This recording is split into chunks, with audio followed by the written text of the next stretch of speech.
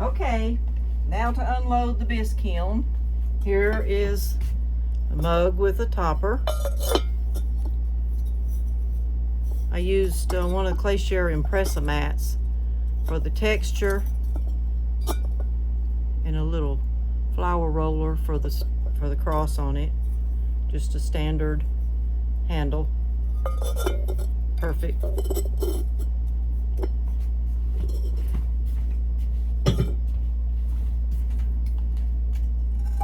Here is the little platter from the Impressa Easy Press from Clayshare, little molds. It has two little pieces. You just line them up and press it in foam, and there you go. But this is a Cold Mountain Pottery roller for the texture on it. Can't wait to glaze this. I'm going to do some flooding with the colors to fill in all those. All right, now I've been making these pumpkins for a few years, and I've thought about, can I make other things with the pumpkins? So this time I made a little dish. I didn't put a full flange, I just did little pieces of clay. And I did put a marking on it. Let's see, right here, there's a little X, and I'll make sure that I put something in it like manganese wash or something in that so you can see the X to know how to line it up, because this is handmade and it only fits that one way perfectly.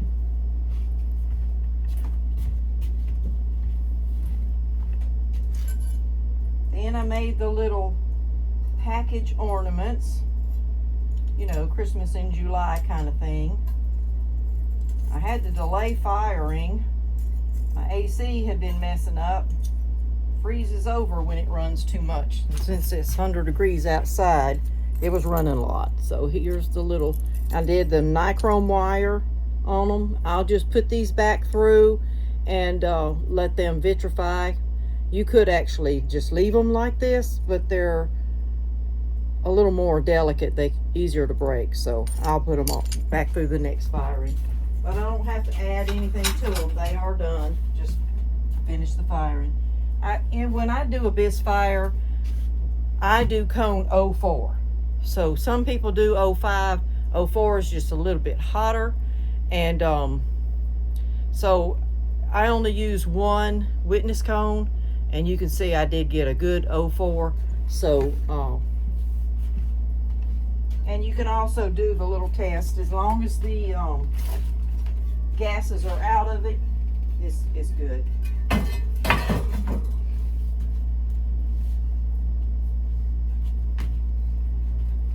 Lots of pumpkins in this level. All right, I did 2 just regular pumpkins. I'm getting ready to teach a class, and I wanted to have a couple Bisque fired so that I can show them about glazing. And let them see what they're going to be making. So some of these will be finished, some I'll keep in Bisque so that I can glaze them while they're glazing. So that's just regular pumpkins. And then,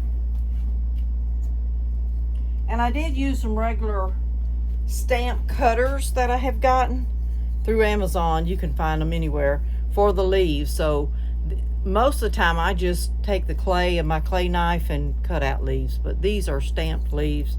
And these are salt and pepper shakers. I have the little things that go in the holes ordered, so they should be here.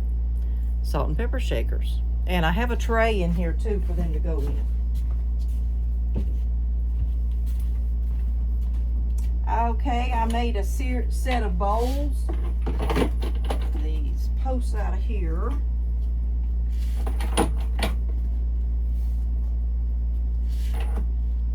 These bowls, I have made a Bisque piece. Actually, it looks just like this, that I use as a mold.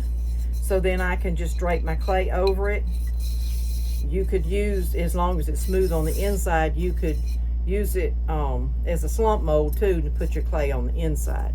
But this I made as a bowl. I've got 4 of them, 2 of them without feet and 2 of them with feet, and one of them has a lip. Putting the lip on it does help it from warping somewhat, They will sometimes still warp, but here's the one with the lip. It gets the feet and the lip. It's just a little easier to hold too if you're carrying something. When you put hot stuff in it, it gets hot. Or if you put ice cream in it, the bowl will get cold. So here's bowl number 2.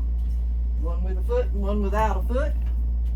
Here's bowl number 3. It has a little bit of a lip, not as much as the other one, and the foot. And bowl number 4 has no foot and no lip. Now, I dry mine. Once I make them, I leave them on the mold just a little while, because I actually only have 2 molds and I like to take them off so that I can reuse it, let it dry out a minute. But then I turn them inverted, so that, and I have big giant cookie cutters that adjust, and I'll put it over it, and then I can tighten it every couple days as the clay shrinks, and it keeps it in the round. It does help. Once you do the Bisque fire though, sometimes it will still warp a little bit, but not always. Here's what I'm talking about, is this. I'll put the bowl inverted in this, and then every couple days I'll shrink it up against the bowl where it stays tight against it. That way, as it shrinks, it's not going to crack because there's nothing in it. If you put a rounder on top of your bowl, as the bowl shrinks, sometimes it can crack. If I do that with a rounder, with a smaller one, see, this only goes so small. If it's a smaller bowl, I will put plastic around the rounder, so that the plastic helps the rounder raise up. It helps the clay slide down it. So it does help. So I use both. But once it gets too small for this, I put this on it.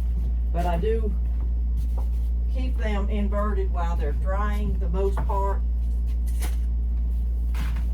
All right, big shelf up and out.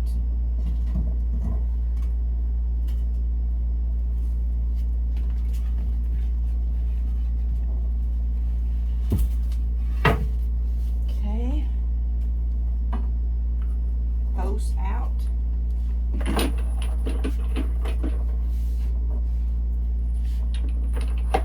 And this time I did do a second witness cone in the middle, because one of the shelves was about finger width depth away from the thermocouple. So it did bend close. It's far enough that it probably was a 05 instead of a 04. It's still, tap it, hear that sound? They're good. Anyway, these are made from the Impressa mats, the oval. There'll be a set of stacking plates.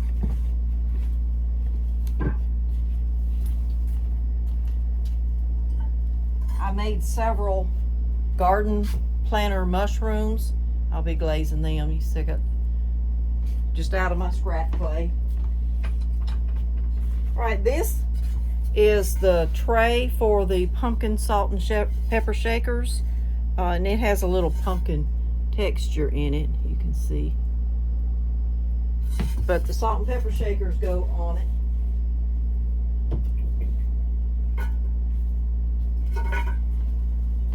Ta-da! They'll be glazed to match. All right, another shelf out of the way.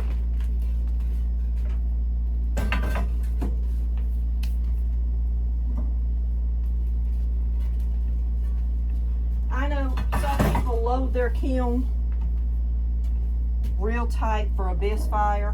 It doesn't matter if they touch each other and all this kind of, but I still spread mine out because I don't want them to warp.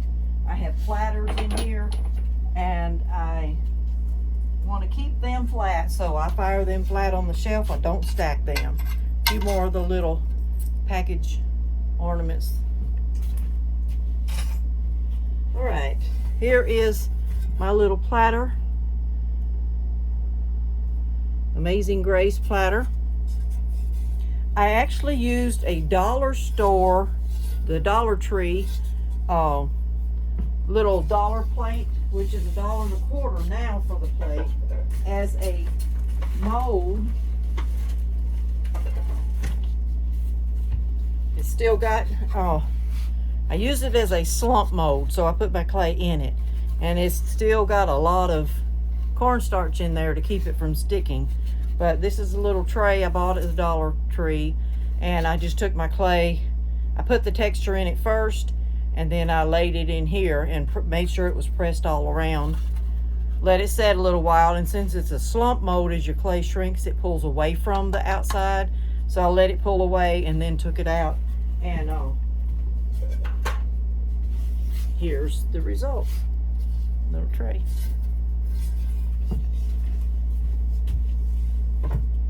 I did another one with our Mississippi texture roller. It says Magnolia on it. The Mississippi texture roller is from Coal Mountain Pottery, which they are based in Mississippi. So I don't think they have any other states at this time, but I love their Mississippi one. So I made a tray out of it. And if you make multiples, they do stack wonderfully. I did not put feet on these because by the time they set in the slump mold for a while, I just figured they would stay flat without the feet. So that's what I did. I am going to try to make one with feet, but I haven't yet. All right, down to the very bottom.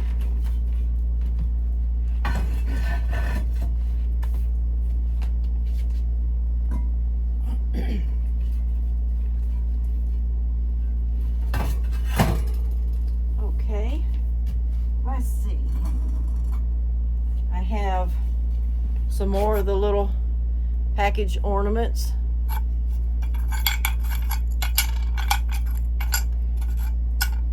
And I did all different kinds. Some of them are straight up and down square. Some of them are on its corner. So again, I use nichrome wire on them.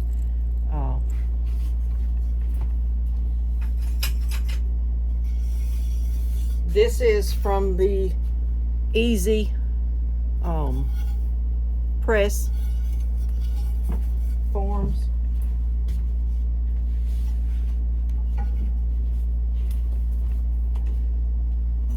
Here's the rest of the oval Easy press, the stackable plates. Here's the other two, and they make a complete set that stack. I do put feet on them when they get, you know, I just think it looks better, and it does help keep them from slumping and from warping. Gives a little more support. Get